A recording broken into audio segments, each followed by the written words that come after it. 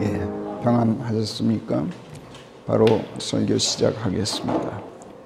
오늘 사도행전 16장 들어갑니다. 이제 이른바 바울의 제2차 전도 여행이 시작되죠.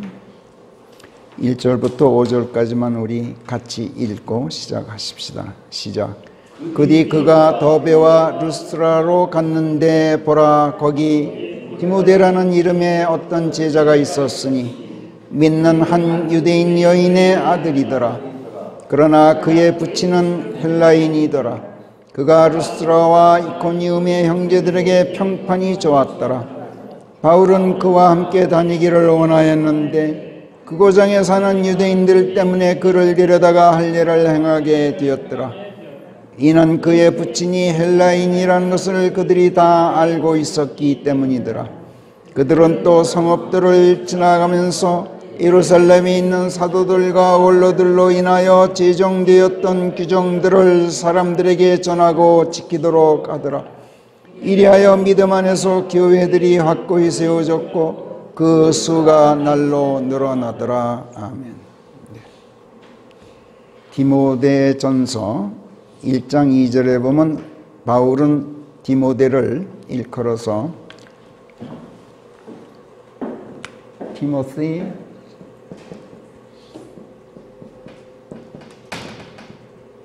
my own son in the faith 이렇게 말해요. 믿음 안에 있는 내 친아들 디모데,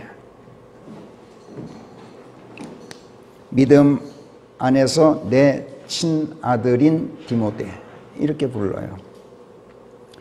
또 디모데전서 1장 2절에 보면, 디모데 후서 1장 2절에 보면 또 my 그냥 beloved son 이렇게 해도 충분한데 사랑하는 아들. 근데 my dearly라는 수식을 또 하나 넣어요. dearly. 끔찍이 사랑하는 내 아들. 원래 dear라는 말은 값이 비싸다는 얘기입니다. 그래서 my dear 편지 쓸 적에 dear 아무개 이렇게 사람 이름 나오면 소중한 아무개에게, 우리는 보통 친애하는 아무개 이렇게 번역합니다만은 소중하다, 값이 비싸다 이런 뜻이에요. dear.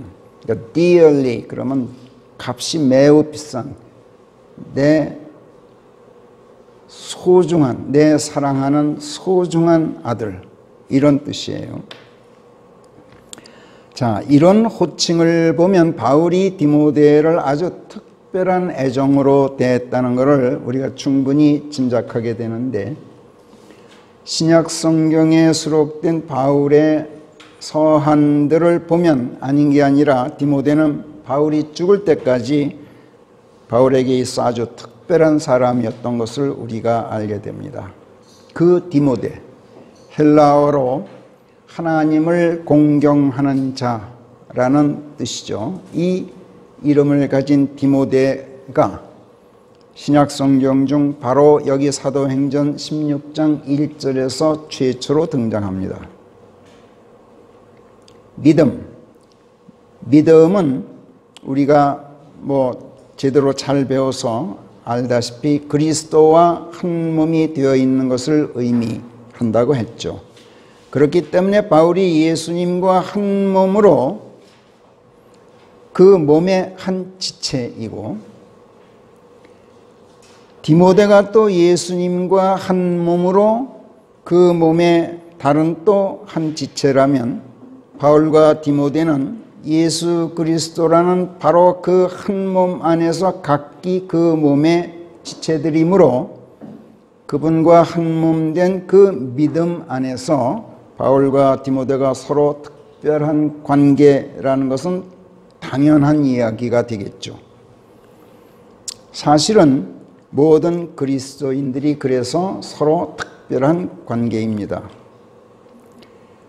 저와 여러분들, 또 여러분들 각자는 서로가 사회적인 관계를 가지고 있는 그런 사이가 아닙니다. 아주 특별한 관계예요. 예수 그리스도라는 그 한 몸의 지체들이에요. 그러니까 뗄래야 뗄 수가 없는 그런 유기적인 관계를 가지고 있죠. 모두가 예수 그리스도의 품에 안겨 예수님과 한 몸이 되어 있음으로써 예수 그리스도와 알물 이루고 그분의 믿음 안에 있는 사람들이 우리 그리스도인들인 것입니다. 그래서 우리는 모든 그리스도인들을 일컬어 예수 안에 있는, 주 안에 있는 또는 그리스도 안에 있는 형제 자매들 또는 믿음 안에 있는 형제 자매들, 믿음의 형제 자매들 이렇게 부르죠.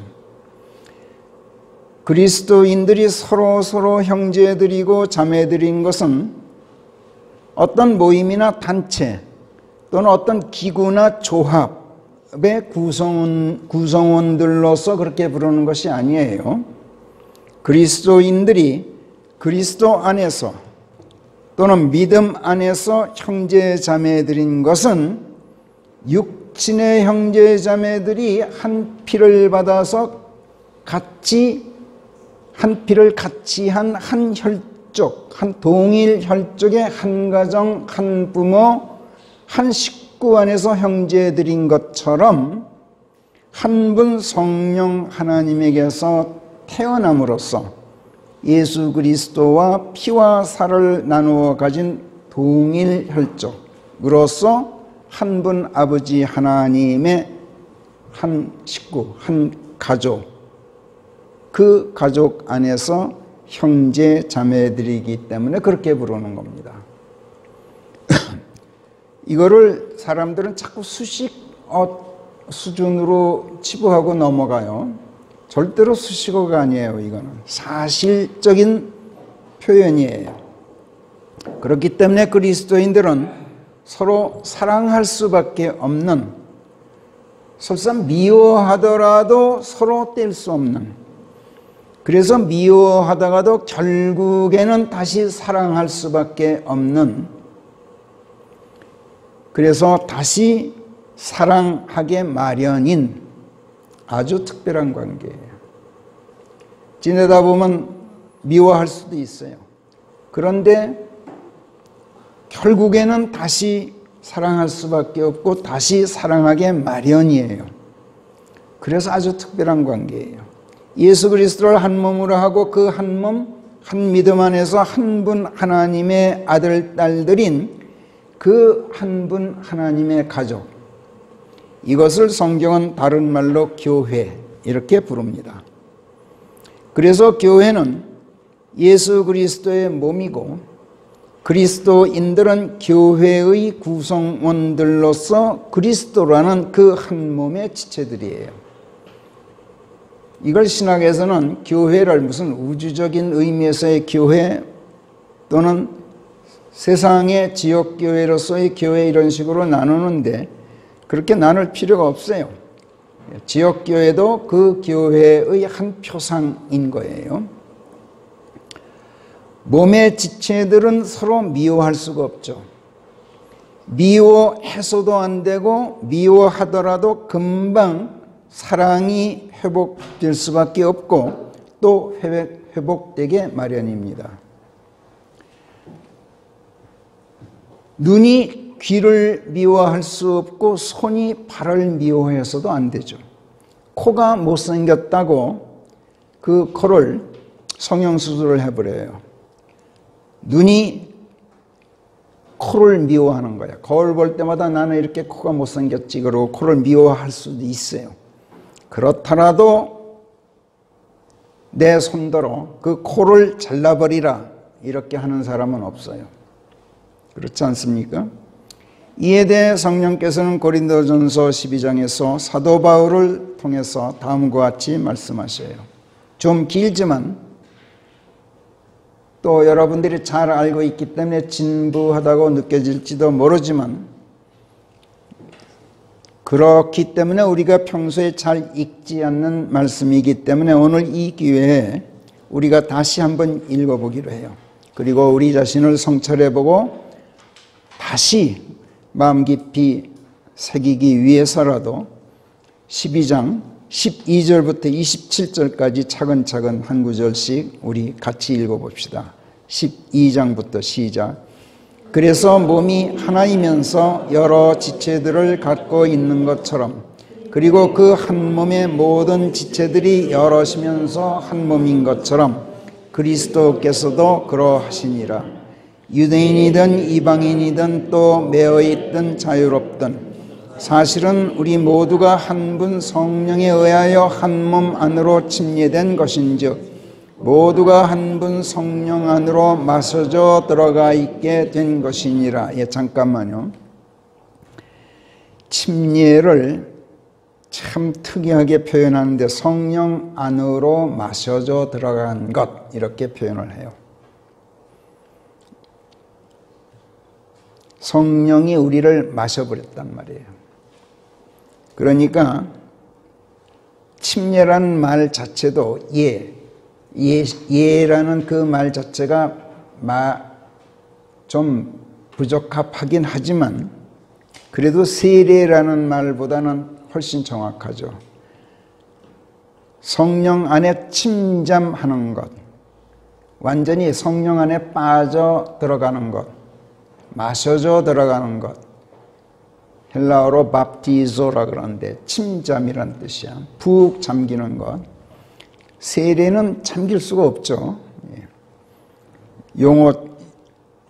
용어가 사람의 생각을 지배하죠. 근데 저 사람들 자꾸 세례 그래요. 그 두 가지 이유가 있어요. 저 사람들이 세례라 그러는 건. 첫째는 로마 가톨릭에서 영세를 할 때 아이가 태어나면 며칠 만에 영세를 줘요. 그런데 물속에 잠그면 죽어요, 걔가. 어른들은 코를 막고 다 숨을 참는데 아기는 물속에 담그면 익사해버려요. 그러니까 못하는 거야. 그래서 세례라는 게 개발된 거야, 그 사람들이. 그게 첫째 이유고, 두 번째 이유는 저 사람들은 침례 신앙이 아니에요. 아까 이성욱 형제님이 기도 중에 침례 신앙을 갖게 해주신 것을 하나님께 감사드렸는데 그거예요. 그러니까 우리가 종교화된 저 집단과 앞으로 싸워야 되는, 정말이지 피 터지게 싸워야 되는 부분이 바로 이거예요. 제발 너희들 종교화된 데서 벗어나라. 제발 침례되어라. 성령 안으로 마셔져 들어가라. 이거예요. 여기서 바로 그렇게 말씀하고 있어요. 14절부터 시작. 그래서 그 몸은 하나의 지체가 아니라 여러 지체들이니라. 만약 발이 말하기를 나는 손이 아니니 내가 몸에 속하지 않았다 그렇다 하여 그것이 몸에 속하지 않은 것이겠느냐. 또 만약 귀가 말하기를 나는 눈이 아니니 내가 몸에 속하지 아니하였다 한다면 그렇다고 해서 그것이 몸에 속하지 않은 것이겠느냐. 만일 몸 전체가 하나의 눈이었다면 듣는 것은 어디에 있었겠느냐. 만일 몸 전체가 듣는 지체였다면 냄새 맡는 지체는 어디 있었겠느냐. 그러나 지금 보다시피 하나님께서는 당신께서 기뻐하신 뜻대로 그 몸의 지체들 하나하나를 각기 두셨느니라. 그러니 만일 이것들이 다 한 지체였더라면 몸은 어디 있었겠느냐.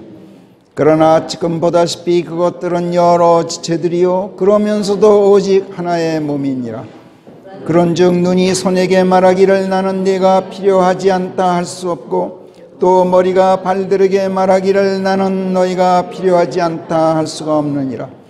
그렇기는커녕 이들 몸의 지체들은 미미해 보일수록 서로도 많이 요긴하여 우리가 덜 존귀하게 생각하는 이들 몸의 지체들에게 더 많은 존귀를 부여하느니라. 그리하여 우리의 아리따지 못한 부위들이 더 넘치는 아리따움을 지니고 있느니라. 그 결과 우리의 아리따운 부위들이 모자람이 없나니 모자람이 있는 부위에는 하나님께서 더 많은 존귀를 부여하셔서 몸이 함께 조화를 이루게 하셨느니라. 그리하여 그 몸 안에 불화가 없도록 하셨나니 그 지체들이 서로 돌보지 않을 수 없게 해 놓으셨느니라. 그래서 한 지체가 아프면 모든 지체들이 그것과 함께 아파하고 한 지체가 영광을 받으면 모든 지체들이 그것과 함께 기뻐하느니라. 물은 너희는 그리스도의 몸이요 각별한 지체들이니라. 사실 이 말씀은 지극히 상식적인 말씀이에요. 그런데 돌이켜보건대 이 상식적인 말씀을 우리가 지금까지 얼마나 무참히 짓밟아 왔는지 몰라요.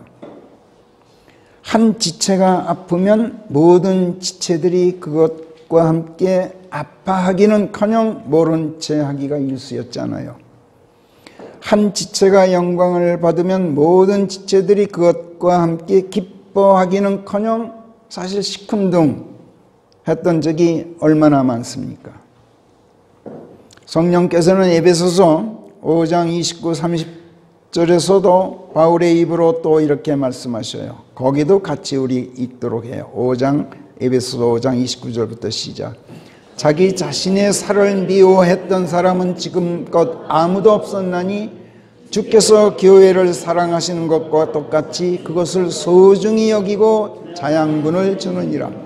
이는 우리가 그분의 몸의 지체들이요 그분의 살과 그분의 뼈의 지체들이기 때문이니라.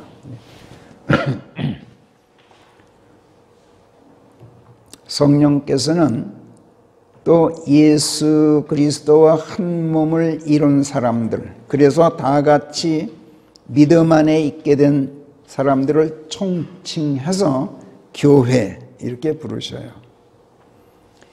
예수 그리스도와 한 몸이 된다는 것, 즉 한 교회를 이룬다는 것은 무슨 연합을 한다든지 단결한다든지 하는 것과 같은 그런 단순한 물리적 결합으로 끝나는 게 아니에요.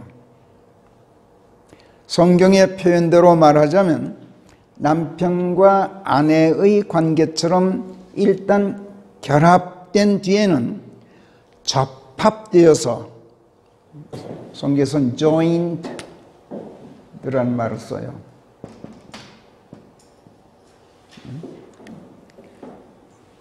누구에게 접합된다. onto. 뭐뭐에게 접합되어서 서로 밀착하고 cleave. onto. 하나의 살. one flesh.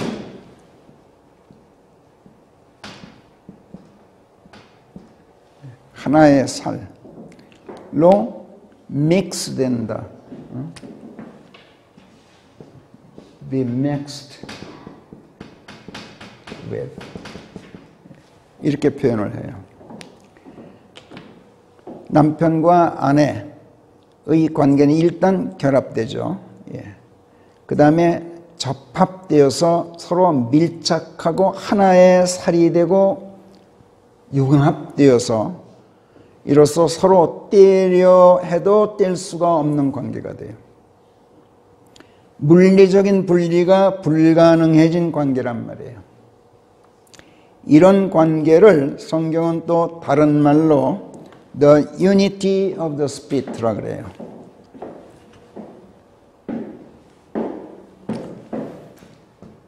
The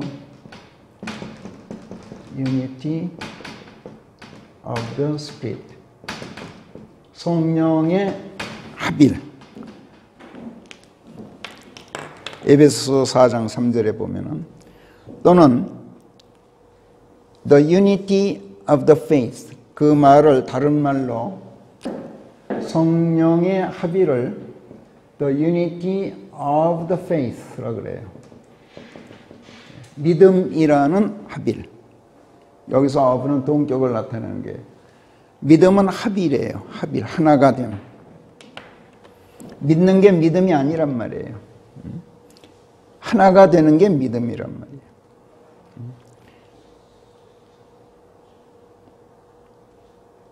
그래서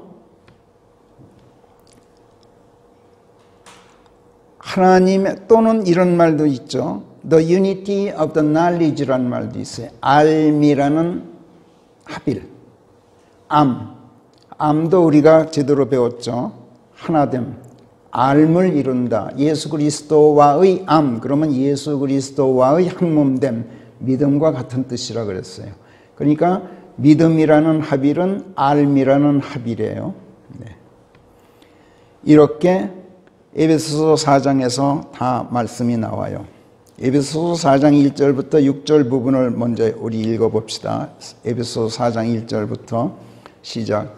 그러므로 주의 죄수인 내가 너희에게 간청하는 것은 이것이니 너희가 부름받은 그 소명에 합당하게 해라는 것인즉 겸손과 온유를 다하여 사랑 안에서 서로 관용하는 가운데 오래 참음으로 그리하고 화평의 유대 속에서 하나로 묶이는 성령의 합의를 유지하려고 힘쓰는 가운데 그리하라. 너희의 부름받음이 한 소망 안에서 부름받은 것이듯 한 몸이 있고 한 분 영이 계시며 한 분 주, 한 믿음, 한 침례가 있고 만물 위에 계시고 만물에 두루 계시며 너희 모두 안에 계신 만물의 한 분 아버지 하나님이 계시느니라. 그 아버지 하나님 그 한 분 안으로 전부가 융합되어서 한 몸이 되어버린 것. 이것이 믿음이고 이것이 알미고 이것이 성령의 합일이에요. 내친 김에 13절에서 14, 15절을 같이 또 읽어요. 시작. 마침내는 우리 모두가 믿음이라는 합일 속으로 들어가고 하나님의 아들과의 알미라는 합일 속으로 들어가 완전한 사람이 되어서 그리스도의 충만하신 수준의 경지에까지 이르러 오직 사랑 안에서 진리만을 이야기하는 가운데 모든 일들에서 성장하여 머리이신 그분 곧 그리스도로까지 자라가도록 하셨느니라. 그러니까 그 한 몸 안으로 융합되면 성장하게 돼 있어요. 어느 수준까지? 예수 그리스도의 수준까지 성장하도록 하나님께서 짜놓으셨단 말이에요. 여러분이 성령의 합일 속에서 예수님과 한 몸이고 제가 또 똑같이 믿음의 합일 속에서 그분과 한 몸인 것이 사실이라면 여러분이 그리스도의 몸의 일부고 나도 그렇다면 나와 여러분은 이미 하나의 몸, 하나의 살로 융합되어 있어요. 그래서 나와 여러분은 서로 떼려야 뗄 수가 없는 관계예요. 나와 여러분이 한 몸이고 하나의 살이고 하나의 교회란 말이에요. 아까 읽은 에베소서 5장 29, 30절에 이어서 31절, 32절이 또 이렇게 말해요. 이런 까닭으로 남자가 그의 아비와 어미를 떠나, 아비와 어미를 떠난다는 것은 자연인으로서의 상태를 벗어난다는 뜻이에요. 그의 아내에게 접합되어서 둘이 하나의 살이 되는 것이니라. 이것은 하나의 큰 신비니라. 그러나 나는 그리스도와 교회에 관하여 이야기하고 있느니라. 교회를 이렇게 한 남편과 한 아내의 관계로 표현하고 있다는 얘기예요. 교회는 예수 그리스도와 부부관계예요. 근데 그 부부는 세상에서 말하는 그런 부부하고 좀 틀려요. 하나의 살이 되었기 때문에 분리될 수가 없는 부부예요. 성경이 예수님을 신랑이라고 부르죠. 그리고 교회를 신부라고 불러요. 그 이유는 그래서 그래요. 남편과 아내라 그러진 않아요. 유대 이스라엘 민족은 하나님과 남편과 아내의 관계예요. 근데 우리 그리스도인들은 예수님의 신부이지 아내가 아니에요. 그 이유는 지금은 정혼만 하였을 뿐이에요. 약혼 관계예요. 정식 혼인식을 아직 치르지를 않았기 때문이에요. 요한계시록 18장 19장에 보면은 그분과 정혼해 놓은 우리 그리스도인들의 혼인식, 그분과 교회의 혼인식, 이 혼인식은 이른바 예수 그리스도의 공중 재림과 함께 우리 모든 그리스도인들이 하늘로 휴거되어 올라가서 또 이미 죽어서 땅에 묻혀 있으되 주 안에서 잠들어 있는 사람도 다 일어나서 다 하늘에 올라가서 그리스도인들이 휴거되어서 지상에서 천상으로 다 올라가는 한편 지상에서는 큰 창녀, Great Whore, 큰 창녀라고도 불리고 또 땅에 군림하는 여인이라고도 불리고 또는 큰 도성이라고도 불리고 또는 큰 도성 바빌론이라고도 불리는 기독교라는 이름의 거대한 종교 집단이 우리가 이제 하늘로 올라간 다음에 하나님의 심판으로 지상에서 깡그리 불타 멸망하고 그런 다음에 비로소 우리가 하늘에서 예수님과의 혼인식을 치르게 돼요. 신랑 예수와 그분의 신부인 교회 간의 혼인식을 성경은 어린 양의 혼인식, 요한계시록 19장 7절에서 이렇게 부르고 그 혼인잔치를 어린 양의 혼인 만찬, 이렇게 성경이 부르고 있어요. 그 혼인식이 선포되는, 혼인식 광경은 아직 못 봤어요. 사도 요한도. 혼인식이 선포되는 소리만 사도 요한이 영안에서 들었는데 그것을 성령께서 요한으로 하여금 요한계시록 19장 6, 7, 8절에 이렇게 기록해 놓도록 하셨죠. 요한계시록 19장으로 가서 우리 6절부터 읽어봅시다. 시작.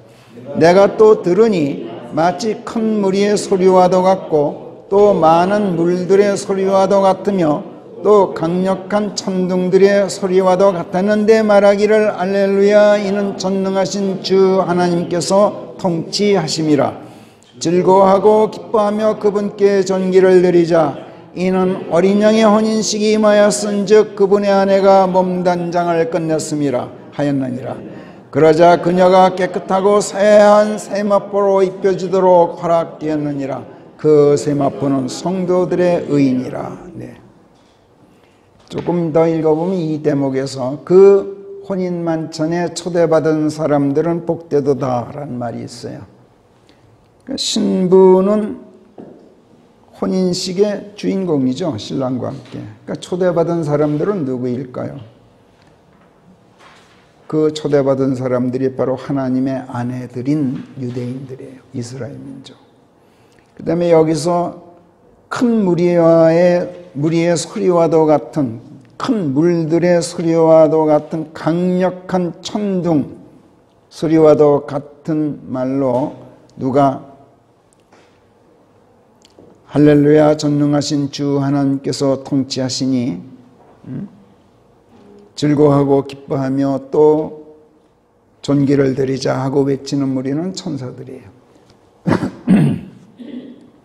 이 어린 양의 혼인식과 혼인만찬이 하늘에서 치러진 다음에 그리스도의 지상 재림과 함께, 그러니까 그때는 이미 종교 집단은 다 말살되고 말아요. 불타버리고 말아요. 그 장면이 아주 요한계시록에 보면은 리얼하게 표현되어 있죠. 그런 다음에 그 종교를 앞세웠던 그 배후에 있던 용이라고도 불리는 마귀, 요 사탄인 그 옛뱀이 체포되어서 바닥 없는 구더기 속에 천년 동안 결박 구금되죠. 그리고 그리스도의 지상 재림이 있게 돼요. 그때 그분과 함께 우리가 지상에 내려와서 하나님의 제사장들이 되어서 그리스도와 함께 천년 동안 그 천년 왕국을 다스리게 된다고 성경은 말씀해요. 이에 대해 성령께서는 또 사도 요한으로 하여금 요한계시록 20장 4, 5, 6절에 이렇게 쓰도록 해놓으셨어요. 그것도 한번 다시 읽어요. 우리 요한계시록 20장 4절부터 시작. 내가 또 보좌들을 보았나니 사람들이 그 보좌들 위에 앉아 있었고 심판권이 그들에게 주어져 있었느니라. 내가 또 예수님에 대한 증언과 하나님의 말씀 때문에 참수되었던 사람들의 혼들을 보았나니 이들은 그 짐승에게 경배하지 않았고 그의 형상에 경배하지도 않았으며 그들의 이마나 손에 그의 표를 받지도 않았던 사람들이었으니 그들이 살아나서 그리스도와 함께 천년 동안 통치를 하였느니라. 그러나 죽은 자들 중 나머지는 그 천년이 다 찰 때까지 다시 살아나지 못하였느니라. 이것이 첫 번째 부활이니라. 첫 번째 부활에 참여하는 자는 복되고 거룩하니라. 그들에게는 두 번째 죽음이 아무런 권세를 갖지 못하나니 그들은 오직 하나님의 제사장들 곧 그리스도의 제사장들이 되어 그분과 함께 천년 동안 통치하게 되리라.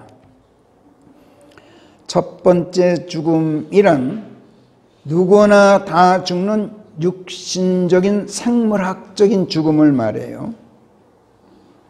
또 첫 번째 부활이란 생물학적인 사망으로 죽었지만 그리스도 안에서 잠들어 있다가 그리스도의 공중 재림 때 살아 일어나 휴거되어서 하늘로 끌려 올라가는 것을 말을 해요.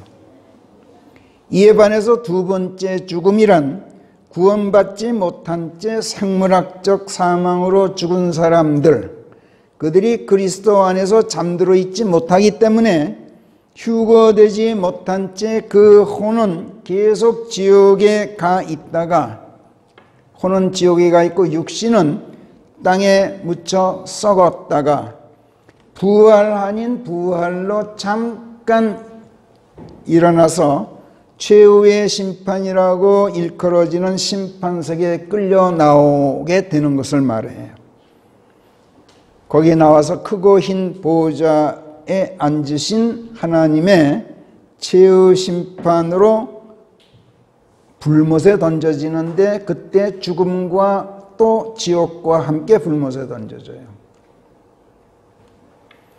그리스도인들은 첫 번째 부활에 참여하고 그 부활로 영원히 살기 때문에 두 번째 죽음이 있을 수가 없어요.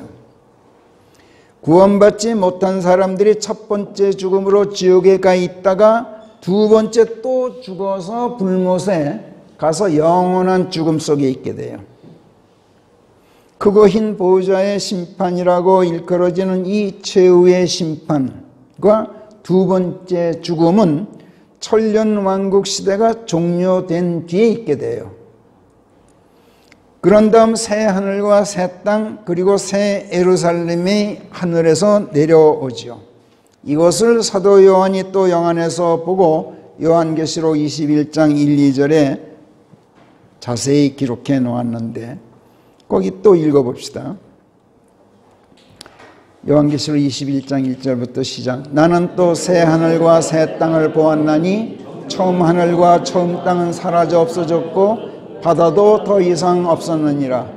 여기서 바다라고 하는 것은, 잠깐만요, 바다라는 것은 그냥 일반 세상을 말해요. 그러니까 땅은 지구 덩어리예요. 근데 그 땅 위에 있는 세상은 바다라고 표현을 해요. 2절부터 시작. 그리고 자기 남편을 위하여 단장한 신부와도 같이 준비된 거룩한 도성 새 예루살렘이 하나님께로부터 하늘에서 내려오는 것을 나 요한이 보았느니라. 자, 새 하늘과 새 땅은 공간과 장소예요. 그런데 새 예루살렘은 장소가 아니에요. 새 예루살렘은 신부와도 같이 준비된 거룩한 도성, 이렇게 부르고 있어요. 그러니까 도성이란 어떤 장소가 아니라 신부를 말해요. 지금 이 시대는 큰 창녀라고 성경이 일컫는 로마 가톨릭을 위시한, 또 거기에 뿌리를 둔 개신교든 뭐든 간에 기독교라는 이름의 종교 집단, 성경은 큰 창녀라고 불러요. 그 집단이 큰 도성 바빌론이라고 불려요. 그 종교 집단을 큰 도성 바빌론, 요한계시록 18장 10절에서 이렇게 불리는 반면에 새 하늘과 새 땅이 임하여 있는 영원한 새 시대에는 예수 그리스도의 신부인 교회가 남편을 위하여 곱고 정숙하게 단장을 마친 거룩한 도성 새 예루살렘, 이렇게 불려요. 큰 도성 바빌론은 어떤 장소가 아니에요. 세상과 세상의 군주인 마귀와 음행하고 창녀짓을 하는 기독교라는 이름의 종교를 말해요.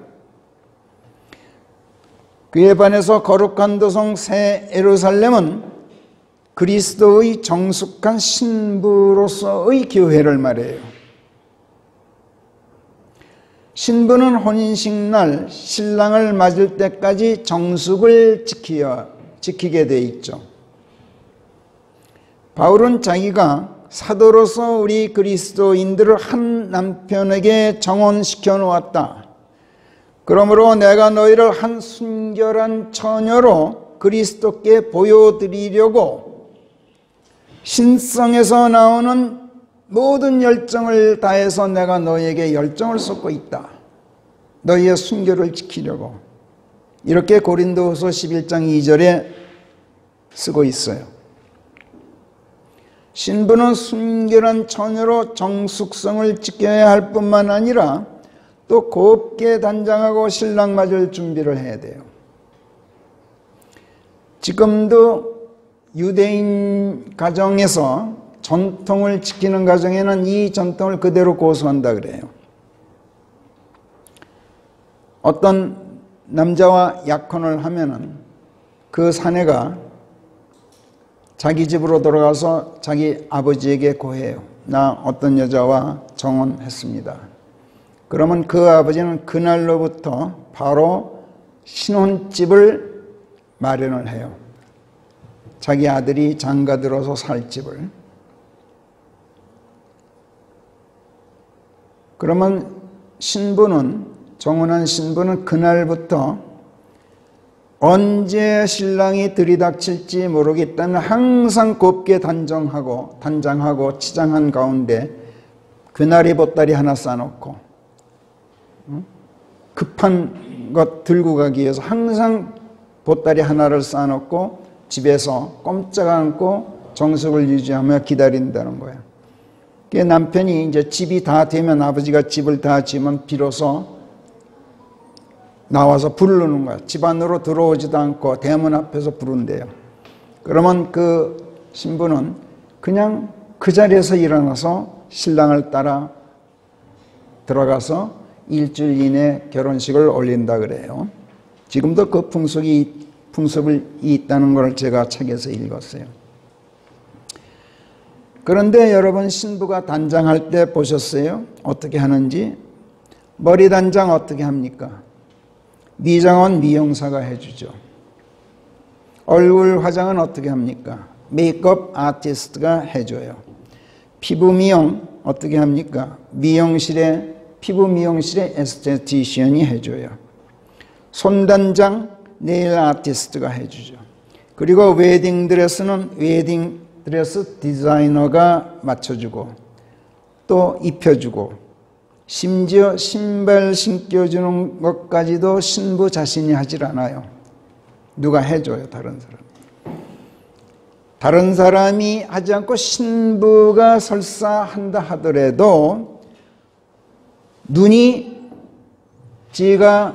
자체가 눈 화장을 합니까? 눈썹이 눈썹을 그려주지 않잖아요. 손이 눈썹 그려주고 눈 화장해줘요. 손이 아이라인 그려주고 마스카라 발라줘요. 그렇잖아요. 또 오른손 매니큐어는 왼손이 해주고 왼손 매니큐어는 오른손이 해줘요. 지가 못해요. 이것이 한 몸 안에서 한 지체가 다른 지체를 도와주고 서로 보살피고 서로 세워주는 교회의 모습이에요.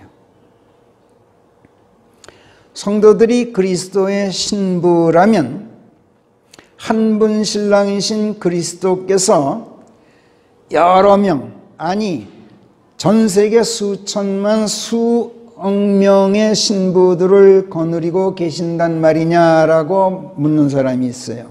그런 게 아니에요. 그리스도께서는 교회라는 한 명의 신부만을 거느리고 계셔요. 우리가 지체들이지, 교회의 지체들이지 신부로서는 교회 하나란 말이에요. 그리고 성도들, 그 신부, 교회의 지체들이에요. 손이고 발이고 눈이고 귀고 입이고. 여러분이 만약 그분의 눈이고 귀이고 입이고 또 팔다리들이시라면 저는 그 신부의 손이거나 발이거나 한 그런 지체들 중 하나예요. 그래서 저와 여러분이 각 사람이 다 각기 별개이면서 남남이 아니라 뗄 수 없는 한 몸이고 서로 돕고 보살피고 세워주는, 그렇지 않으면 몸이 몸으로서 성립할 수도 없고 제구실을 할 수 없는, 또 세움받지를 못하는 우리 그리스도인들은 그 한 몸, 한 교회, 한 분 그리스도 안에서 그런 아주 특별한 관계란 말이에요. 그러니까 교회를, 그게 지역교회가 됐든 영적으로 말하는 무슨 이런 전체적인 교회를 말하든 그리스도의 몸으로서의 교회 안에서, 한 믿음 안에서, 한 몸, 그리스도의 몸 안에서 특별한 관계라는 이 사실을 한시도 우리는 잊어서는 안 돼요. 교회 생활을 무슨 사회생활 하는 것처럼 하는 건 그건 종교 집단에서나 하는 짓이에요. 바울과 디모데가 그런 관계였어요. 그야말로 뗄래야 뗄 수 없는 한 믿음 안에서, 한 몸 안에서 손발이었고 지체들이었어요. 사실은 그 이상이었어요. 왜냐? 앞에서 우리가 이미 보았듯이 바울은 디모데를 뭐라고 불러요? 그리스도 안에 있는 형제 이렇게 부르질 않아요. 주 안에서 형제된 사람 이렇게 부르질 않아요. 또는 믿음 안에 있는, 또는 주 안에 있는 믿음의 형제 이렇게 부르지도 않아요. 믿음 안에서 내 친아들을 이렇게 불러요. 또는 dearly beloved son, my dearly beloved son, 내 사랑하는 소중한 내 아들, 이렇게 부르고 있어요. 그러니까 이거는 일반 그리스도인들이 서로 부르는 것과는 호칭이 달라요. 바꿔 말해서 바울은 디모데를 그냥 특별히 소중하게 여긴 정도가 아니라 바울과 디모데 두 사람 간이 부자지간인 것으로 부르고 있어요. 바울은 수많은 서신서를 썼죠. 로마서, 고린도전후서, 갈라디아서, 빌립보서, 골로새서, 데살로니가 전후서, 히브리서 등등. 근데 이런 서한들은 전부 어떤 교회나 지역교회나 그리스도 안에 있는 형제들의 모임 및 공동체를 대상으로 해서 썼어요. 그런데 디모데 전후서만큼은 디모데라는 한 특정 개인에게 써보낸 편지들이었어요. 유일하게 그래요. 아버지로서 아들에게 써보낸 편지였어요. 두 사람 간의 이런 관계는 바울이 생을 마칠 때까지 지속되었어요. 여기 사도행전 16장 1, 2절에 쓰고 있듯이 디모데는 유대인 모친과 헬라인 부친 사이에서 태어났어요. 디모데후서 1장 3절, 4절, 5절, 6절. 거기 보면 바울은 디모데에게 이렇게 쓰고 있어요. 거기도 한번 우리 참고로 읽어봅시다. 디모데후서 1장으로 가서 3절부터 시작. 내 선조들 때부터 내가 순수한 양심으로 섬기는 하나님께 감사하노니 그분께서는 내가 밤낮으로 기도할 때마다 네 생각이 끊임없이 떠오르게 해 주시느니라. 네 눈물들 생각이 끌어올라서 내가 하루빨리 너를 만나 기쁨으로 가득 차기를 간절히 열망하며 기도할 때마다 그리하시느니라. 네 조모 로이스와 네 모친 유니케 안에 먼저 살고 있다가 네 안에도 살고 있다고 내가 확신하고 있는 믿음, 네 안에 있는 그 거짓 없는 믿음을 기억에 떠올리며 내가 기도할 때 그러하시느니라. 그러므로 내가 너를 일깨우노니 내 두 손을 올려놓음으로써 네 안에 있게 된 하나님의 은사를 너는 흔들어 깨우라. 하나님께서는 두려움이 아니라 권능의 영, 사랑의 영, 건전한 생각의 영을 우리에게 주셨느니라. 이 말씀에 의하면 디모데의 할머니 로이스 그리고 그의 어머니 유니케는 바울이 디모데를 만나기 전부터 이미 그들 속에 거짓 없는 믿음이 살고 있는, 여기 나와 있는 표현대로 하자면 거짓 없는 믿음이 살고 있는 그리스도 신앙인들이었어요. 그 할머니와 어머니는 사람들 속에 믿음이 살고 있다. 이 표현은 성경에서 오직 여기 한 군데만 나오는 표현이에요. 그런데 믿음이 살고 있다. 이 표현도 참 우리가 굉장히 주목하고 넘어가야 할 표현이에요. 믿음이 무엇인가에 대한 그 성경적 정의가 정립되지 않으면 믿음이 내 안에 살고 있어 라는 말을 이해할 수가 없게 돼요. 예수 그리스도와 한 몸을 이루고 한 몸이 되어 있는 것이 믿음이라 그랬죠. 그러니까 믿음이 내 안에 들어와 산다? 그러면 예수 그리스도께서 내 안에 들어와 사신다는 표현이에요. 만약 faith를 내가 믿는 것이 믿음이다 이렇게 하면 그 믿음이 내 지식일 뿐이지 그게 무슨 내 신념일 뿐이지 그게 어떻게 내 안에 들어와 살겠어요. 디모데의 할머니 로이스와 어머니 유니케는 바울이 디모데를 만나기 전부터 이미 그리스도께서 그들 안에 들어와 살고 계신 그리스도인들이었어요. 이미 거듭나 있는 사람들이었어요. 그런데 디모데는 어떻습니까? 이 기독교 신학에서도 그렇지만 일반 주석자들이 전부 간과하고 넘어가는 사실인데 디모데는 그럼에도 불구하고 아직 구원받지 못하고 있었어요. 바울이 만나기 전까지. 바울이 분명히 말하죠. 내 두 손을 올려놓음으로써 하나님의 은사가 내 안에 있게 되었다. 이렇게 표현하고 있어요. 디모데후서 1장 6절에 이렇게 쓰고 있단 말이에요. 여기서 은사란 각 사람에게 각기 다른 달란트로 주어지는 선물을 말하는 게 아니에요.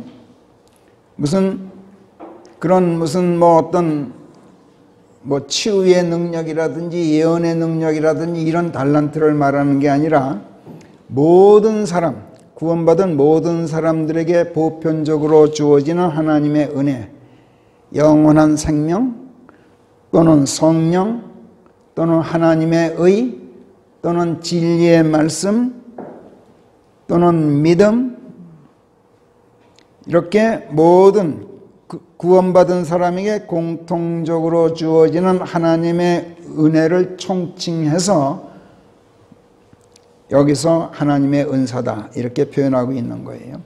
예컨대 고린도전서 7장에 보면은 각 사람에게는 하나님께로부터 받은 고유의 은사가 있어서 이 사람은 이런 식으로 말하고 저 사람은 또 저런 방식으로 행한다. 이런 말씀이 나와요. 이런 은사를 말하는 게 아니란 말이에요. 고린도전서 12장에서 4절부터 11절까지 보면 또 이런 말이 나오죠. 여러분들이 잘 아시는 말씀이니까 제가 혼자 읽겠습니다. 은사들은 여러 가지다. 그러나 성령께서는 한 분이시다. 또 베풀어지는 것들은 갖가지로 다르다. 그러나 베푸시는 주께서는 한 분이시다. 그리고 다양한 활동들이 있다. 그러나 모든 것 안에서 모든 일을 행하시는 분은 하나님 한 분이시다. 성령의 나타나심이 각 사람에게 베풀어져서 모두를 이롭게 해주시는 것이다.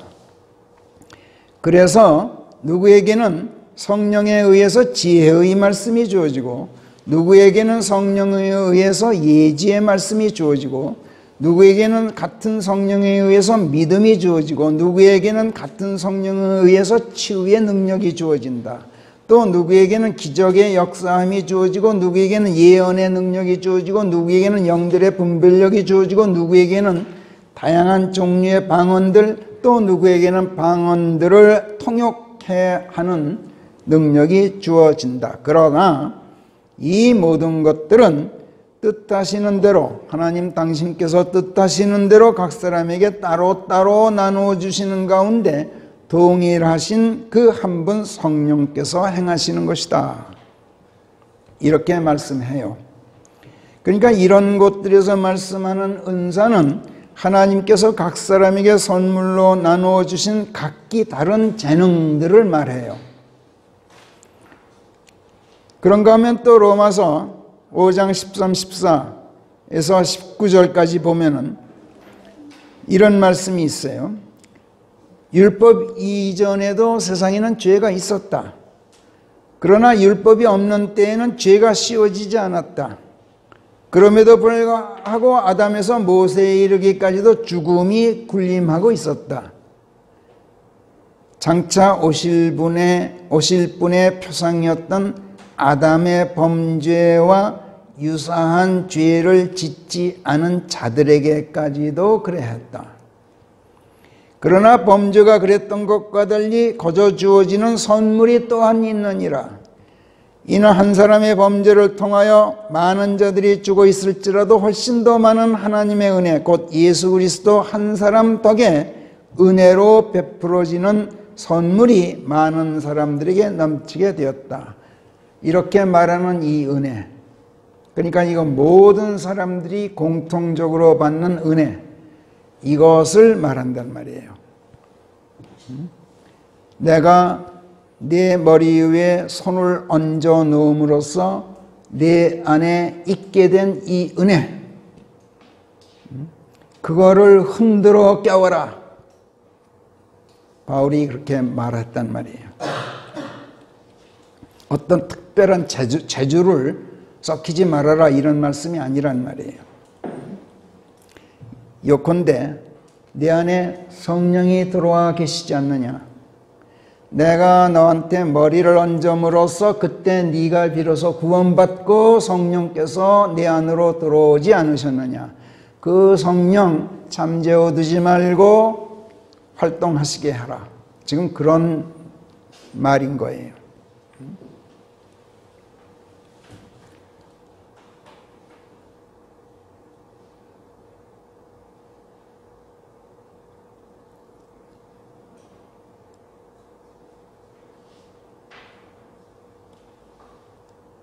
그런데 그 선물을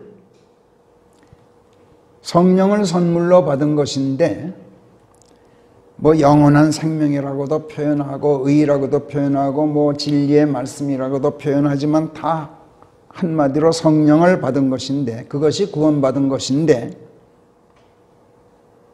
그것을 바울은 또 권능의 영, 사랑의 영, 건전한 생각의 영이라고 풀어서 또 부연 설명을 하고 있죠. 그건 나중에 우리가 살펴보기로 해요. 구원받았다는 건 쉽게 말해서 영원한 생명을 선물로 받았다는 뜻이에요. 구원받았다는 것은 예수 그리스도의 품에 안겨서 그분과 한 몸이 됨으로써 그분 안에 있는 하나님의 생명을 지니게 되었다는 뜻이야. 그러니까 내가 받고 안 받고가 아니야. 그분 안에 들어가면 자동적으로 그분의 생명이 내 생명이 된단 말이에요. 그런데 이것을 또 다른 말로 성경은 성령을 선물로 받은 것이다, 이렇게 디모데후서 1장 6절이 말씀하고 있는 거예요. 그리고 이 선물이 자기가 손을 얹음으로써 디모데에게 주어졌다, 이렇게 바울이 말하고 있어요. 결론적으로 디모데는 바울에 의해서 구원받게 되었다는 이야기예요. 바울이 디모데를 만나기 전 디모데의 조모와 디모데의 할머니와 모친은 이미 구원받고 거듭난 그리스도인들이었지만 디모데는 아직 아니었던 거란 말이에요. 디모데가 루스트라와 이코니움이라는 그 지역에서 사람들 사이의 평판이 매우 좋았어요. 또 바울이 루스트라에서 그를 처음 보는 순간 첫눈에 반해 버릴 정도로 참 준수한 청년이었어요.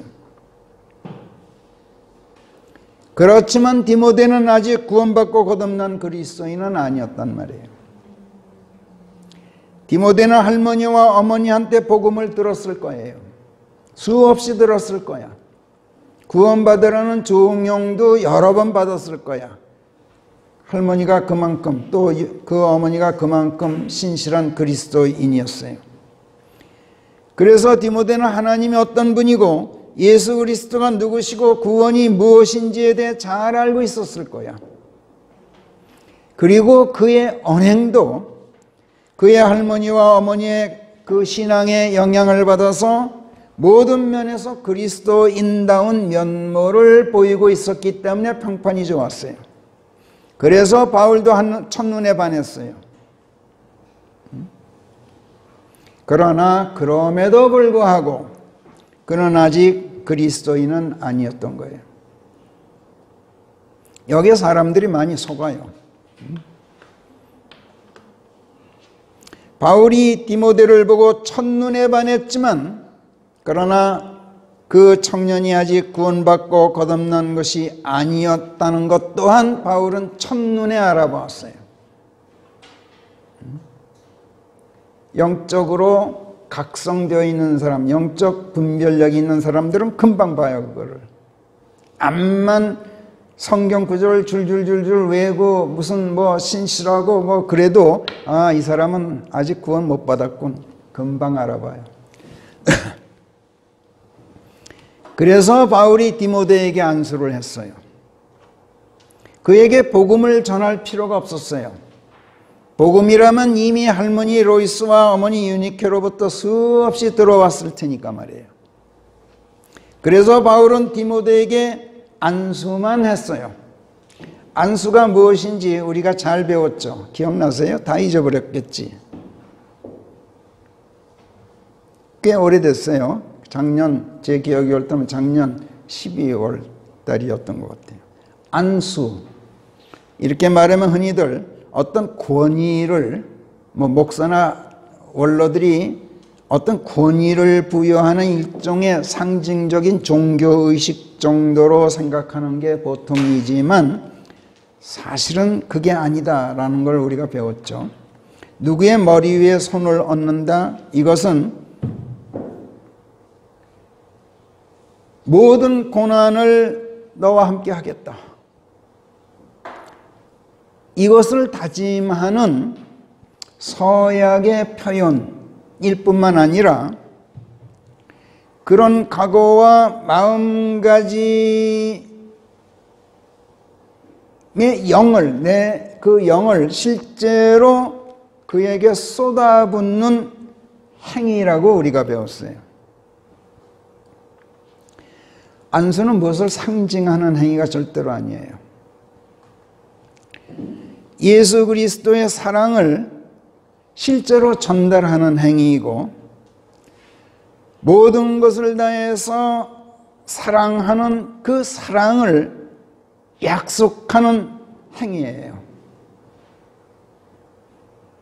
사도행전 13장 우리가 조명받을 때 이것을 배웠어요. 안수는 기본적으로 내게 있는 것, 내게 있는 하나님께로부터 받은 모든 선한 것을 다른 사람에게 전달해주는, 나누어주는 행위예요.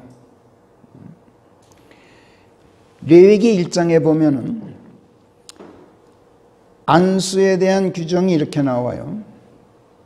하나님께 드리는 제물에 대한 규정인데, 레위기 1장 4절에서 그는, 그냥 번제를 드리는 그는 그 번제물의 머리에 그의 손을 얹어야 할지니, 여기가 이제 안수가 처음 나오는 장면인데, 그래야 그 번제물이 그를 대신하여 받아들여져서 그를 위하여 속죄하게 되느니라, 이렇게 말씀해요.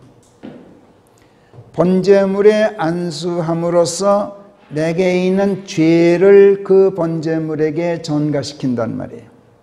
모든 죄들을 그 제물에게 전가시켜야만 그 제물이 내 모든 죄들을 속죄하는 제물로서 받아들여진다는 거예요. 그러니까 제가 늘 드리지만 하나님께 드리는 제사는, 여러분들은 제사란 걸 못 지내봤겠지만 저는 어렸을 때 우리 아버지 워낙 제사를 잘 챙기시는 분이어서 1년에 12번 제사를 지냈어요. 매달 제사가 있었어요. 고조 할아버지 때부터 제사를 지내는데 제 방은 제가 썼어요. 항상. 지금도 제 붓글씨 솜씨가 그때 제 방 쓴 그 솜씨에서 나온 거야. 그때 배워둔 솜씨예요. 어쨌건 그 제사상에 올려놓을 음식 준비할 때 그 아버지의 정성은 이루 말할 수가 없어요. 제가 항상 밤을 깎는데 밤 깎는 법도 꼭 무릎 꿇고 앉아서 쌓아놓을 수 있도록 밤늦게 깎아야 되는 거, 그거 보통 어려운 게 아닌데 지금도 잘 깎아요. 제가 그때 배워서. 그러니까 귀신들은 그런 제물을 받아요. 근데 우리 하나님은 그런 제물을 안 받아요. 하나님께서는 더러운 제물을 받아요. 똥같이 더러운 거. 내 모든 죄들이 묻어있는 제물. 얼마나 더러워요. 그걸 받으셔요. 하나님께서. 우리 하나님은. 전혀 개념이 틀려요. 그러니까 레위기 1장 4절에서 말하는 이 안수는 내 죄를 다른 무엇에게 전가하는 행위예요. 물론 속죄를 위한 짐승 제물이니까 그렇게 하지, 사람에게 안수해서 내 죄를 전가할 수는 없죠. 그렇죠? 어떻게 사람에게 안수해서 내 죄를 전가한다면 사람을 번제물로 쓴다는 거니 그건 이교도들이나 하는 것이죠. 성경은 절대로 그걸 금하고 있죠. 사람을 죽여서 속죄의 제물로 바친다? 이거는 있을 수가 없죠. 이교도들은 했어요. 사람에게 하는 안수는 무엇이건 내게 있는 하나님의 선한 것을 주는 행위예요. 그리고 상대방에게 있는 나쁜 것을 내가 받아들이는 거, 이게 대단히 중요해요. 예를 들어서 내가 누구를, 어떤 자매나 형제를 위해서 머리에 손을 얹고 기도한다고 합시다. 하나님, 이 형제는 지금 이러이러한 고통 중에 있습니다. 그 고통 하나님 물리쳐 주십시오. 이 기도는 그 고통 제게 주십시오 하는 기도여야 해요. 그래서 안수하는 거야. 그리고 고통 없는 평강, 내 안에 있는 그 평강을 주는 거야. 이 교환하는 접속장치의 안수는. 신명기 34장 9절에 보면, 거기 한번 읽어봅시다. 34장 신명기 9장 시작. 눈의 아들 여호수아가 지혜의 영으로 충만하였으니 이는 모세가 그의 손을 그의 위에 얹었었기 때문이더라. 여호수아가 지혜의 영으로 충만했는데 그냥 그냥 하늘에서 뚝 떨어진 게 아니라 모세 안에 있었던 지혜의 영이 안수를 통해서 전달됐어요.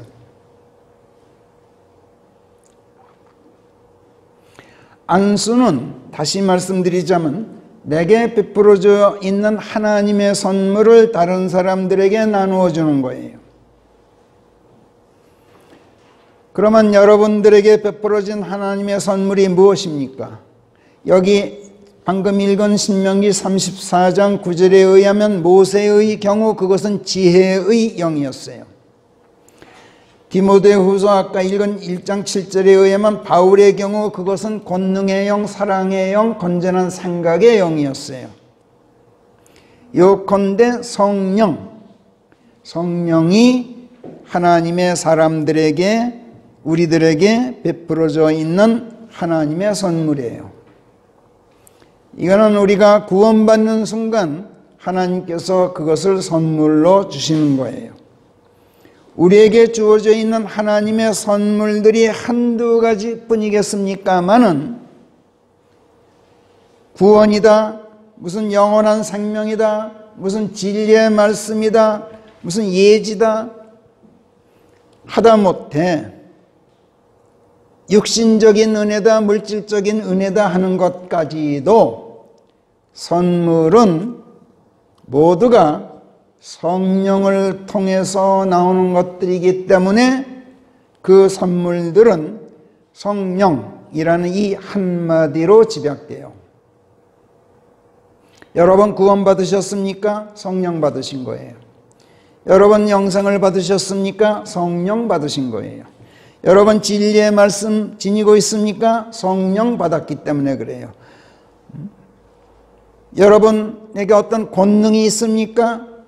지혜가 있습니까? 명철, 예지 이런 거 받으셨어요? 치유의 능력, 기적의 역사함, 예언의 능력, 영들의 분별력 좋아요.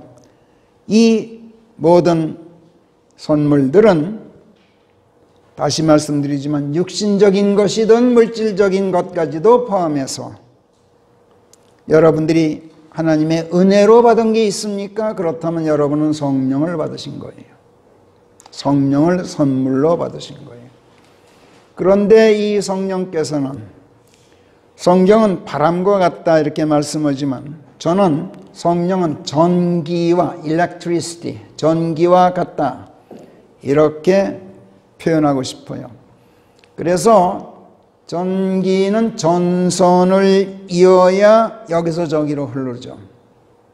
안수는 전기가 흐르도록 전선을 잇는 것과 같은 행위예요. 그래서 다른 사람의 머리에 손을 얹는 것만이 안수가 아니라고 우리가 배웠어요.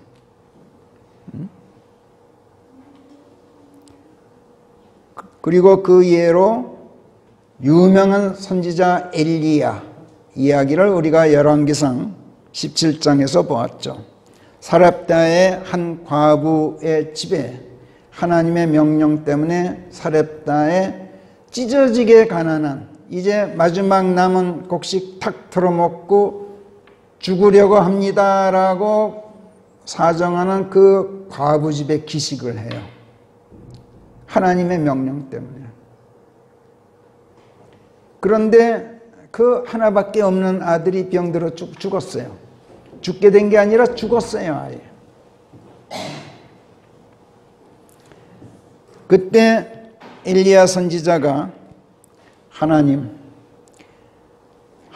명령 때문에 제가 이 집에 기식하고 있는데 이 집 과부한테까지 재앙을 내리셔서 그 아들을 죽이십니까? 이렇게 하나님한테 대들어요. 그리고 오 주 나의 하나님이시여 제가 간청합니다. 이 아이의 혼이 다시 그의 안으로 돌아오도록 해 주십시오. 그러고 어떻게 합니까? 안수를 하는데 머리에 손을 얹는 게 아니라 시체 위에 그의 몸을 쫙 펼치더라 이렇게 표현을 해요. 그러니까 시체 위에 자기 몸을 아주 그냥 쫙 펼쳐서 겹쳤어요. 전신 접촉을 하는 거예요. 안수는 이렇게만 되는 거 아니에요. 이건 몸 전체를 접속시켰어요.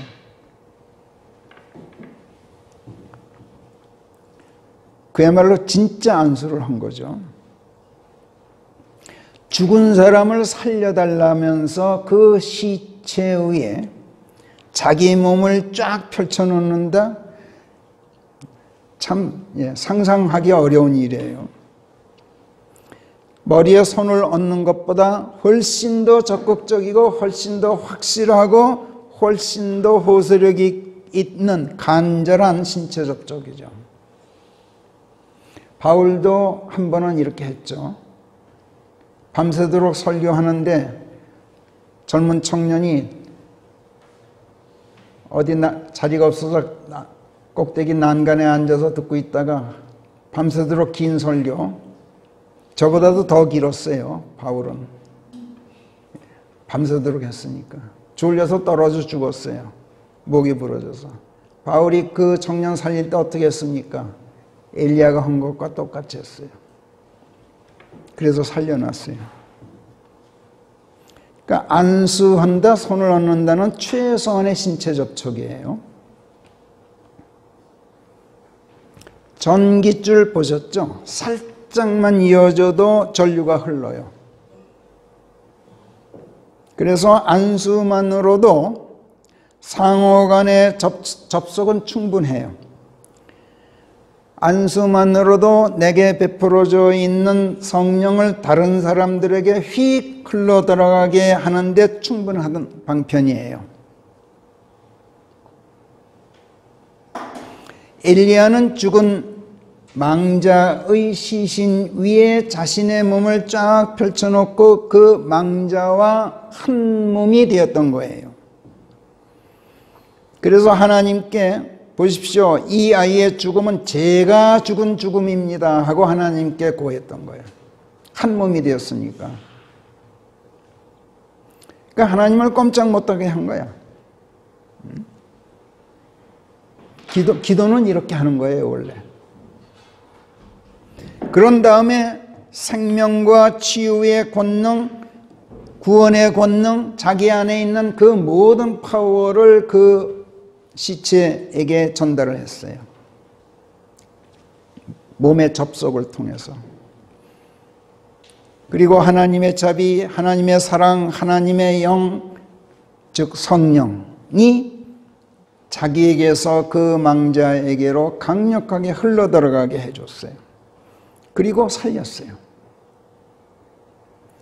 안수는 내 안에 계신 성령을 다른 사람에게 흘러들어가게 하는 것일 뿐만 아니라 아까 말씀드렸듯이 상대방 안에 있는 것을 내게 흘러들어오게 하는 쌍방향 소통이에요. 전깃줄에 흐르는 전기는 마이너스 플러스 아니에요. 오고 가요. 내게서 가는 전기는 플러스지만 거기서 빠져나오는 전기는 마이너스 전기예요. 그건 기울유 전기니까 그렇다? 아니요. 직류도 플러스 극 마이너스 극이 있어야 전기가 흘러요. 물은 높은 데서 낮은 데로 흐르게 돼 있어요. 그리고 빠져나와야 그 사람이 병자라고 합시다.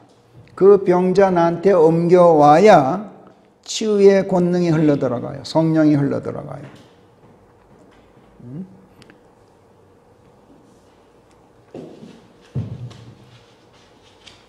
그래서 병자를 위해서 기도하면서 그의 머리에 손을 얹으려면 그 병자의 질병을 내가 대신 떠안을 각오 단단히 하고 기도해야 돼요. 이런 각오 없이 기도하지 마세요. 그건 거짓 기도예요. 안수는 대속하는 거예요. 내가 대신 짊어지는 거란 말이에요. 기도가 그래요. 사실은 안수할 필요 없어요. 왜? 기도만으로도 충분해요. 왜? 요즘 여러분 스마트폰 쓰지요? 스마트폰 전깃줄이 있어요? 전깃줄 없이도 얼마든지 접속되잖아요. 전기가 흘러요. 요즘 무선 가전제품들 유행하잖아요. 무슨 청소기에서부터.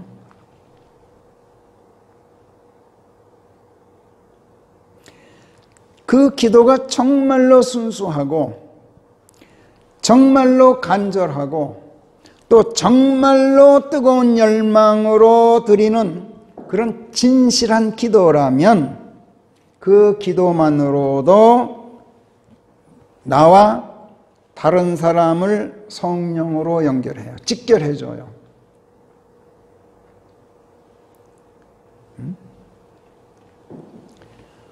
무선으로 전기가 흐르는 것과 똑같아요. 저는 당장 이 컴퓨터 무선 마우스로 써요. 전깃줄이 없어요. 그래도 접속되고 있어요. 지금 성령이 마우스와 컴퓨터 사이에 지금 흐르고 있단 말이에요. 여러분들 다 그렇게 하잖아요.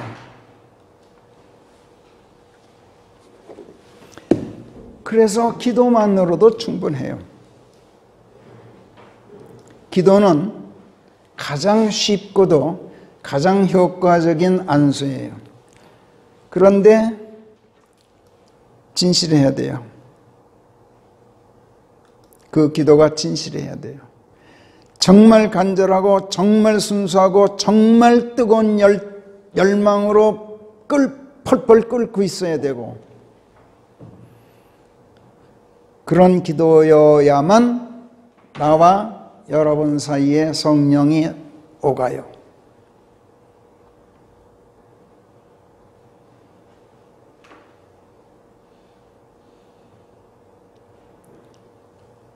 마이너스 플러스 전기처럼 흘러요. 쌍방향 소통이 이루어져요.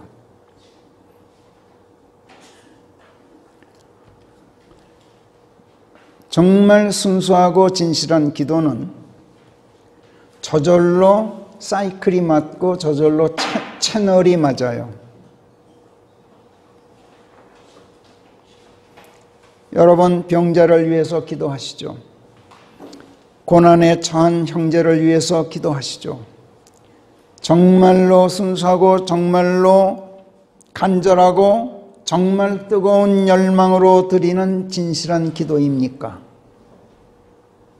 그래서 여러분에게 주어져 있는 하나님의 은혜들을 정말로 그에게 나누어 주고 싶으십니까?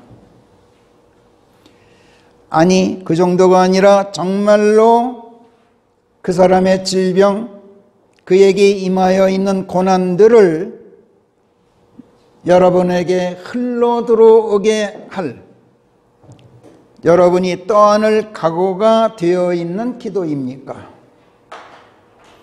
그렇다면 성령께서 반드시 두 사람 사이를 잇고 역사하시고 기도 응답을 반드시 받게 되십니다. 성령께서 흐르면 성령께서 모든 권능으로 역사하셔요. 이것이 우리가 금식과 기도 그리고 안수에 대해서 배운 바예요. 오늘 다시 한번 여러분에게 리마인드 시켜드리는 거예요. 바울은 이런 안수를 통해서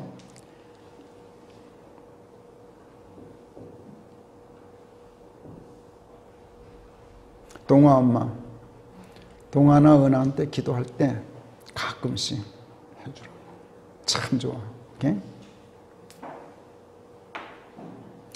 바울은 이런 안수를 통해서 자기에게 있는 성령을 디모데에게 흘러가게 했고 그에게 생명을 주었고 구원으로 인도했어요.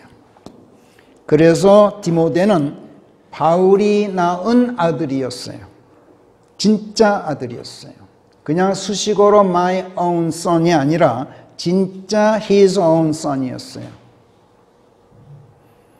디모데가 육신적으로는 그의 어머니 유니케의 아들이었지만 유니케는 디모데에게 있어서 죄 안에서 죽을 수밖에 없는 옛사람 디모데의 어머니에 지나질 않았어요.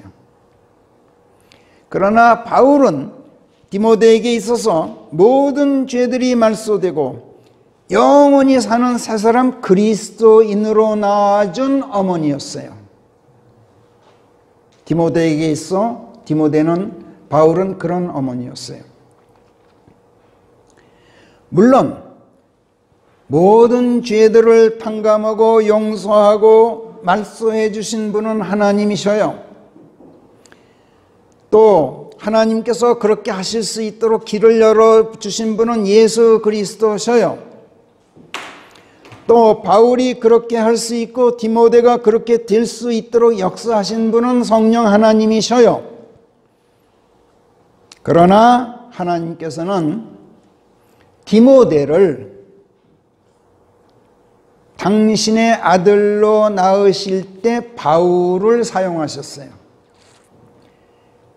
마치 내 아버지가 나를 낳을 때 우리 어머니를 사용한 것과 똑같아요.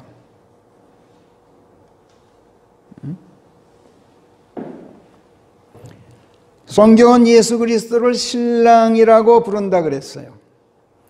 그리스도인들을 일컬어 예수 그리스도의 신부라 부른다고 앞에서 확인했어요.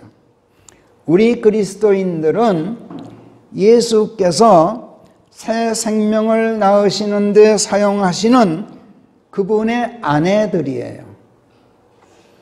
그런데 앞에서도 말씀드렸듯이 우리 정혼만 하였지 아직 혼인식도 치르지 않은 신부일 뿐 정숙한 처녀로서 아직 그분의 아내가 아닌데, 그래서 우리가 그분과 금침을 하기도 전인데 어떻게 우리가 그분에게 생명을 낳아드릴 수 있단 말이오? 이에 대한 대답을 동정녀 마리아에게 나타났던 가브리엘이 누가복음 1장에서 하고 있어요. 누가복음 1장 26절, 너무나 쉬운 이야기지만 우리 그러니까 한번 다시 읽어요. 1장 26절부터 시작. 그리고 6달 후에, 그 가로에 있는 게 6달 후라는 건 사카랴의 아내 엘리사벳이 침례인 요한을 잉태한 뒤 6달 후란 뜻이에요. 다시 시작. 그리고 6달 후에 천사 가브리엘이 하나님께로부터 나사렛이라는 이름을 가진 갈릴리의 한 성부로 파송되어 그 이름이 요셉이라 하는 다윗 가문의 한 남자에게 정혼한 처녀에게 왔으니 그녀의 이름이 마리아였더라. 그리고 그 천사가 그녀에게 들어와서 말하기를 환호할지어다, 지극히 큰 성은을 입은 그대여, 주께서 그대와 함께 하시나니 여인들 가운데 그대가 복되도다 하는 것이더라. 그리하여 그녀가 그를 보고 그의 말에 당황하며 무슨 인사가 이러할꼬 하고 속으로 생각하더라. 그러자 그 천사가 그녀에게 말하기를 마리아야, 두려워 말라. 사실은 그대가 하나님의 성은을 입었느니라. 그런즉 보라, 그대가 뱃속의 아기를 잉태하여 한 아들을 낳으리니 그의 이름을 예수라 불러야 하리라 하더라. 그러자 마리아가 그에게 말하기를 제가 남자를 알지 못함을 아시거늘 어떻게 이런 일이 있겠나이까 하니, 그 천사가 대답하여 그녀에게 말하기를 성령께서 그대 위에 임하시리니 지존자의 권능이 그대를 감싸 안으리라. 그러므로 그에게서 태어날 그 거룩한 아기가 또한 하나님의 아들이라 불리게 되는 것이라. 그리고 보라, 그 뒤에 사촌 엘리사벳이니 그녀 또한 그 늙은 나이에 한 아들을 잉태하였은즉 그것도 불임이라 일컬어지던 그녀에게 벌써 6달째니라. 그래서 하나님께는 불가능한 것이 아무것도 없으리라는 것이라 하더라. 그러자 마리아가 말씀드리기를 주의 여정을 통촉하시어 당신의 말씀대로 그 일이 제게 있게 하소서 하더라. 그러자 그 천사가 그녀에게서 떠나가더라.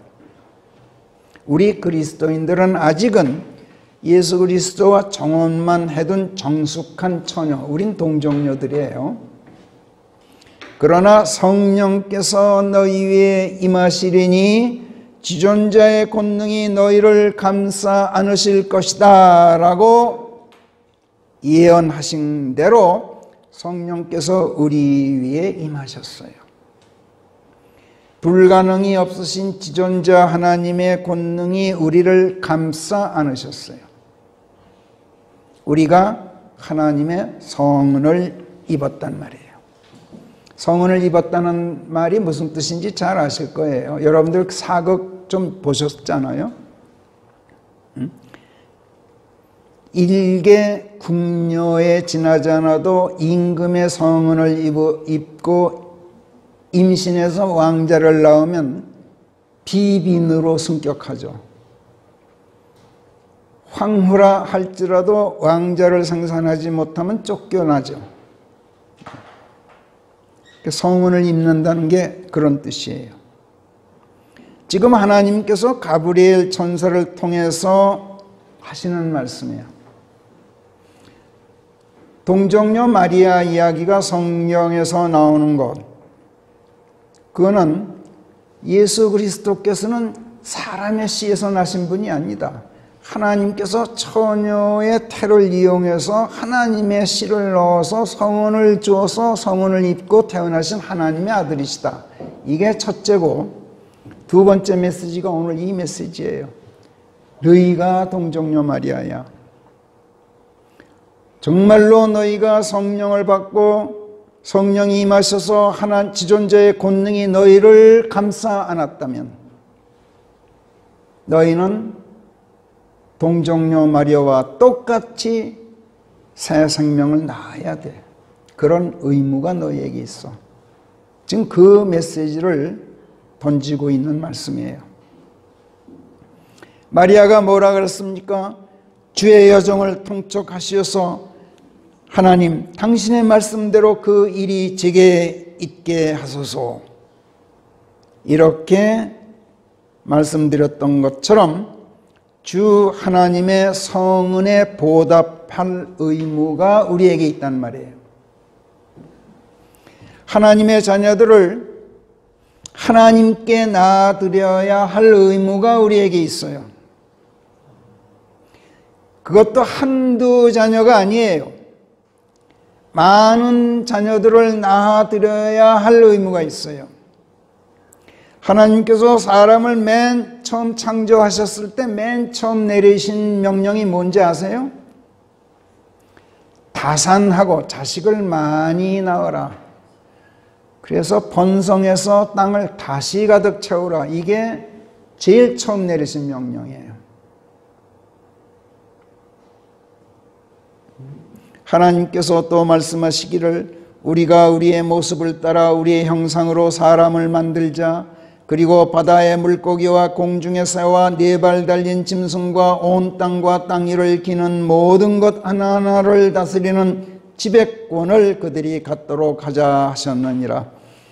그리하여 하나님께서 당신 자신의 형상으로 사람을 창조하셨으니 그분께서 하나님의 형상으로 그를 창조하시기를 그들을 남자와 여자로 그분께서 창조하셨느니라. 그리고 28절인데 창세기 1장 그리고 하나님께서 그들을 복되게 하시고 또 하나님께서 그들에게 말씀하시기를 자식을 많이 낳고 번성하여 땅을 다시 가득 채우고 그것을 복종시키라 하셨느니라.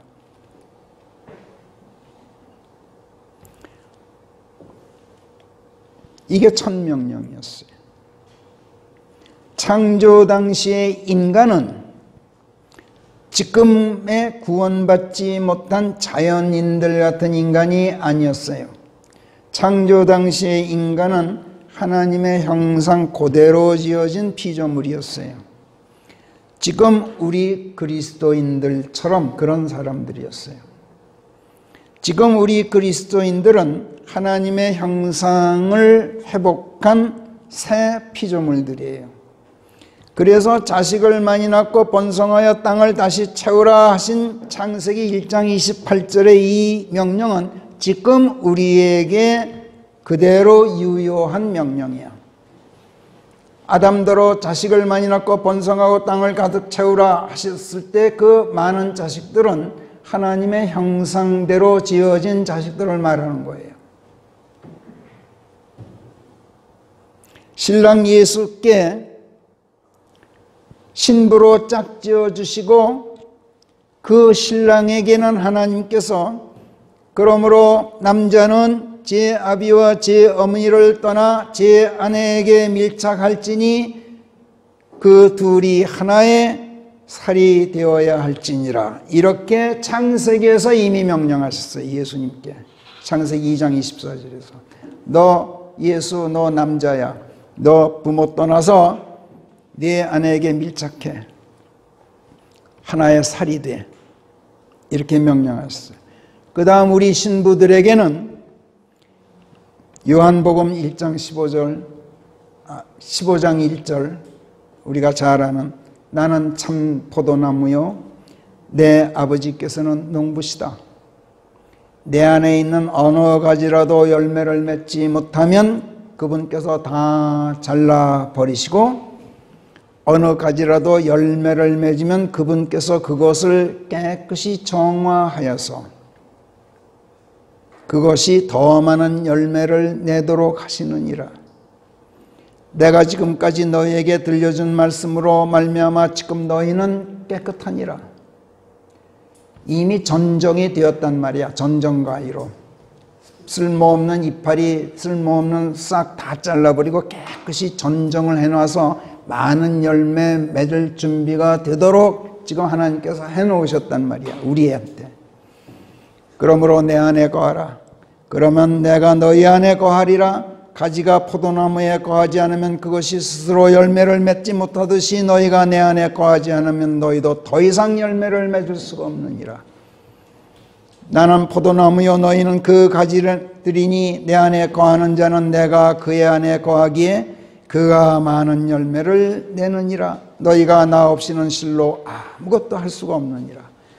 사람이 내 안에 거하고 있지 않으면 그가 가지처럼 잘려 버림받고 말라 죽나니 그러면 사람들이 모아다가 불 속에 던져놓는지라 그것들이 불타버리고 마느니라 하는 이 유명한 말씀, 이 엄중한 경고를 지금 우리 신부에게 내리고 계신 거예요. 지금까지 우리가 하나님께 오늘 이제 설교 제목이에요. 자식 몇이나 낳아 드렸습니까? 1명? 2명? 3명? 설사 10명을 낳아 드렸더라도 여러분 아직 멀었어요. 어느 가지라도 열매를 맺으면 그분께서 그것을 깨끗이 전정해서 정화해서 더 많은 열매를 내도록 하신다고 지금 분명히 여기서 말씀하시잖아요. 그리고 내가 지금까지 너희에게 들려준 말씀으로 말미암아 너희는 이제 깨끗하다 이렇게 말씀하시잖아요. 과연 그렇다면 주께서 지금까지 들려주신 말씀으로 하나님께서 우리를 이렇게 정화해 놓으셨다면 우리는 더 많은 열매를 하나님께 맺어드려야 할 의무가 있어요. 만약 그렇지 못하고 있다면 그것은 우리가 예수 그리스도 안에 거하고 있지 않기 때문이에요. 이 말씀에 따르면 예수께서 들려주신 말씀 안에 거하고 있지 않기 때문에 그래요. 그래서 그분의 말씀이 우리 안에 거하고 있지 않아서 우리가 아무것도 지금 못하고 있는 거예요. 이런 우리들을 하나님께서 어떻게 하신다고요? 가지처럼 잘라서 버린다 그러셨어요. 말라 죽게 하신다 그랬어요. 하나님만 그렇게 하시는 자 아세요? 그러면 사람들이 모아다가 불 속에 던져놓는다고 경고하셔요. 하나님께 자식 낳아드리지 못하면 여러분들은 하나님께도 버림받고 세상 사람들로부터도 버림받게 돼요.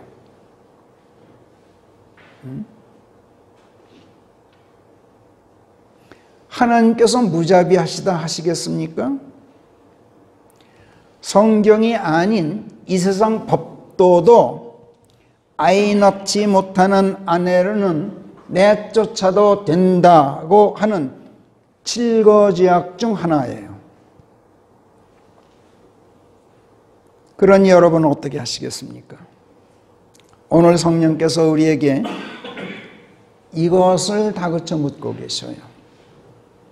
하나님의 성은에 보답하라는 거예요. 기도하겠습니다. 하나님, 오늘 저희들은 아버지 하나님의 말씀 앞에서 부끄러움을 느낍니다. 저희 교회를 위해서 기도 드릴 때마다 이 자리 차고 넘치게 해달라고 간구하지만 그러면서도 정작 전도 활동에는 게으르고 복음 전하고 전도한다 하면서도 하나님, 내 아들아 하고 부를 수 있는 사람이 저에게는 몇 되지 않습니다. 이런 부끄러움을 느끼도록 해주시는 은혜를 감사하오니 하나님, 이런 저희들 불쌍히 여기시고 용서해 주실 뿐만 아니라 많은 자식 낳고 번성해서 땅을 다시 가득 채우라 하시는 명령에 순종하고 많은 열매 맺도록 내 안에 거하라 하시는 그 명령에 또 순종해서 아버지 하나님 앞에서 부끄럽지 않은 일꾼이 되도록 저희들을 이끌어 주시옵소서. 무슨 일이 있어도 아버지 하나님께 버림받고 세상 사람들로부터까지도 버림받는 비참한 처지가 되지 않도록 하나님 저희들을 지켜주시고 은혜 내려 주시옵소서. 감사합고 우리 주 예수 그리스도의 이름 안에서 기도하옵나이다. 아멘.